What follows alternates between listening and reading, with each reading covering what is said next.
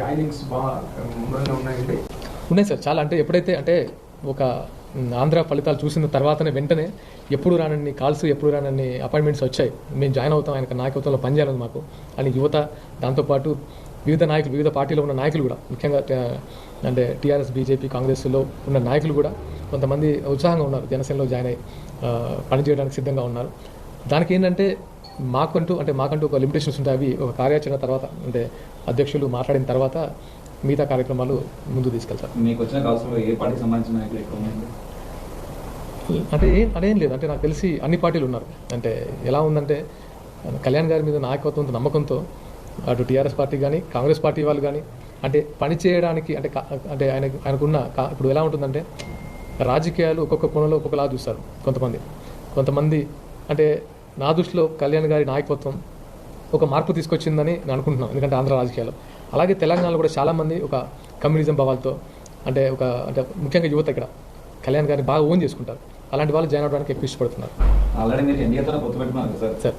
మీకు వచ్చిన కాల్స్లో కాంగ్రెస్ లేదా బీఆర్ఎస్ రెండే పార్టీలు ఉన్నారు. ఈ రెండింటిలో ఏది ఎక్కువ వచ్చాయని ఉంటుంది? బీజేపీ అంటే అది మీ ఇంటర్నల్ ఆల్రెడీ పొత్తులో భాగంగా కదా సార్. మీరు అన్నట్టు బీఆర్ఎస్ నుంచి వచ్చాయి, కాంగ్రెస్ నుంచి వచ్చాయి, బీజేపీ నుంచి కూడా వచ్చాయి. ఎందుకంటే బీజేపీలో కొంతమంది ఉండొచ్చు.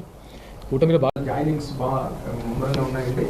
ఉన్నాయి సార్, చాలా. అంటే ఎప్పుడైతే అంటే ఒక ఆంధ్ర ఫలితాలు చూసిన తర్వాతనే వెంటనే ఎప్పుడు రానన్ని కాల్స్, ఎప్పుడు రానన్ని అపాయింట్మెంట్స్ వచ్చాయి. మేము జాయిన్ అవుతాం, ఆయన నాయకత్వంలో పనిచేయాలని మాకు అని యువత, దాంతోపాటు వివిధ నాయకులు, వివిధ పార్టీలో ఉన్న నాయకులు కూడా, ముఖ్యంగా అంటే టీఆర్ఎస్, బీజేపీ, కాంగ్రెస్లో ఉన్న నాయకులు కూడా కొంతమంది ఉత్సాహంగా ఉన్నారు. జనసేనలో జాయిన్ అయ్యి పనిచేయడానికి సిద్ధంగా ఉన్నారు.